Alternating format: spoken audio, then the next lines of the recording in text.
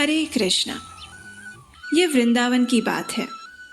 एक दिन श्रीमती राधा रानी और उनकी सखियां बातें कर रही थी और उनकी चर्चा का विषय थे कृष्ण, हमेशा की तरह। उस समय गोपियों ने श्रीमती राधा रानी से पूछा, हे राधे, सच सच बताओ, तुम ऐसा क्या जादू जानती हो जिससे कृष्ण तुमसे इतने प्रसन्न रहते हैं?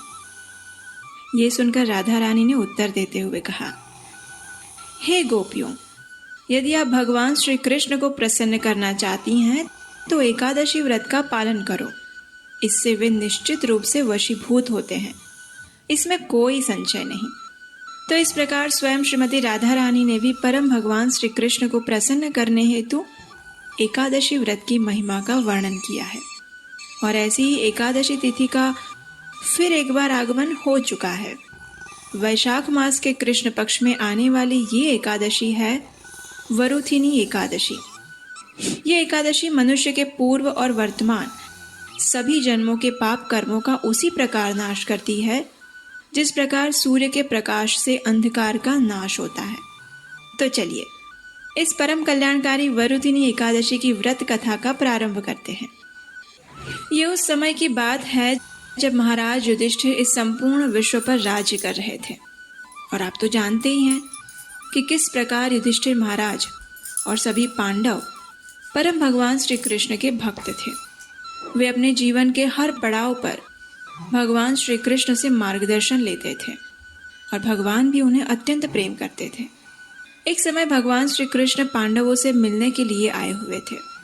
सभी पांडवों के साथ युधिष्ठिर महाराज ने भगवान श्री कृष्ण का यथोचित आदर सत्कार किया और अब युधिष्ठिर महाराज और भगवान श्री कृष्ण उनके भवन में सुखपूर्वक बैठे हुए हैं। दोनों महत्वपूर्ण विषयों पर चर्चा कर रहे हैं।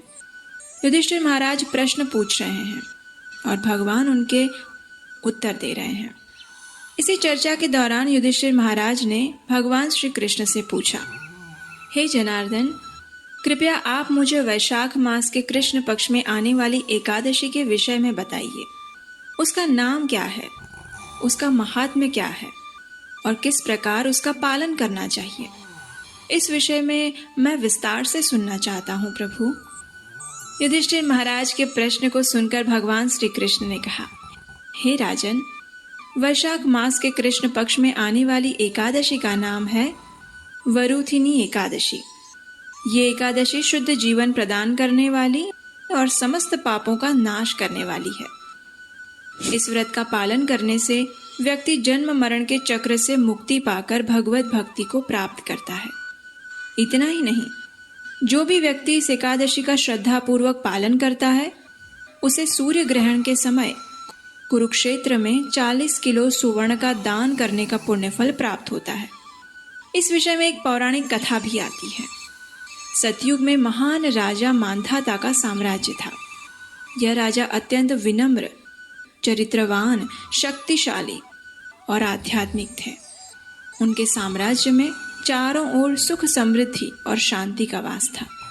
राजा सदैव वैदिक आदेशों का पालन करते थे और प्रत्येक मास में आने वाली एकादशी का भी पालन करते थे। वैशाख मास के कृष्ण पक्ष में आने वाली वरुथिनी एकादशी का भी उन्होंने श्रद्धा और नियम पूर्वक पालन किया था और उसी के परिणाम स्वरूप उन्हें मुक्ति प्राप्त हुई थी। वरुथिनी एकादशी का महिमा मंडन करती हुई एक और पौराणिक कथा हमें प्राप्त होती है और वो है राजा धुंधुमार की कथा। इक्ष्वाकु वंश में जन्मे राजा धुंधुमार अत्यंत तेजस्वी और पराक्रमी थे। वे धार्मिक और सहिष्णु भी थे, लेकिन एक समय किसी कारणवश उन्हें भगवान शिव द्वारा श्राप मिल गया और इसी श्राप के परिणाम स्वरूप वे कुष्ठ रोग से ग्रसित हो गए। अब इतने भयंकर रोग से मुक्त होने के लिए उन्होंने अनेक उपचार और प्रयास किया, लेकिन जब स्वयं शिवजी ने श्राप दिया हो तो फिर उसे कौन काट सकता है। अंततः राजा ने अपने गुरु की शरण ली और उनके गुरु ने राजा से कहा कि वे वैशाख मास के कृष्ण पक्ष में आने वाली वरुथिनी एकादशी का कठोरता पूर्वक पालन करें। इस एकादशी के पुण्य प्रभाव से वे इस श्राप से अवश्य मुक्त हो जाएंगे। राजा धुंधुमार ने भी अपने गुरु की आज्ञा को शिरोधार्य करते हुए वरुथिनी एकादशी का पालन करने का निश्चय किया। जब वैशाख मास के कृष्ण पक्ष में वरुथिनी एकादशी आई तो राजा धुंधुमार ने सभी नियमों का पालन करते हुए इस एकादशी का व्रत पालन किया। संपूर्ण रात्रि भगवान के पवित्र नाम का जप और कीर्तन करते हुए जागरण किया और अगले दिन द्वादशी पर योग्य समय पर शास्त्रोक्त विधि से एकादशी व्रत का पारण भी किया। जैसे ही राजा ने इस एकादशी का समापन किया, उसी क्षण राजा भगवान शिव के श्राप से मुक्त हो गए। उन्हें अपना पूर्व कांतिमय शरीर पुनः प्राप्त हुआ और जीवन के अंत में उन्होंने आध्यात्मिक गंतव्य को प्राप्त किया। इस कथा का समापन करते हुए भगवान श्री कृष्ण ने युधिष्ठिर महाराज से कहा, हे नृपश्रेष्ठ, अब मैं आपको दान के विषय में एक रोचक रहस्य कहता हूँ। ध्यान पूर्वक सुनिए। अश्वदान से श्रेष्ठ गजदान है। गजदान से श्रेष्ठ यदि कोई भूमि का दान देता है तो उसे माना गया है। भूमि दान से भी श्रेष्ठ है तिल दान। तिल के दान से भी श्रेष्ठ यदि कोई स्वर्ण दान करता है तो वो है, और स्वर्ण दान से अधिक श्रेष्ठ है अन्न का दान। अन्न का दान देने से व्यक्ति के समस्त पूर्वज, देवता और समस्त प्राणी प्रसन्न होते हैं। विद्वान लोग कन्या दान को भी अन्न दान के समान ही मानते हैं, लेकिन अन्न दान से भी श्रेष्ठ है विद्या का दान। और यही कारण है कि आज इस्कॉन के सभी मंदिरों और केंद्रों में हजारों लाखों भक्तों द्वारा भगवत गीता और श्रीमद् भागवतम के ज्ञान का दान देने का सेवा यज्ञ चल रहा है।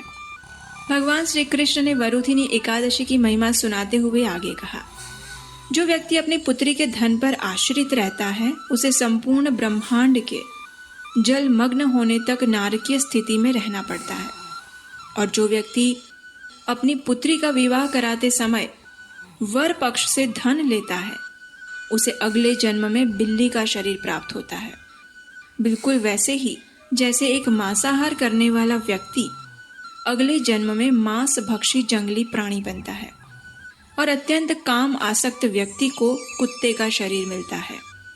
जो व्यक्ति अपने शरीर के अंगों का प्रदर्शन करता है और कम कपड़ों द्वारा अपने शरीर को ढकता है उसे अगले जन्म में वृक्ष का शरीर प्राप्त होता है।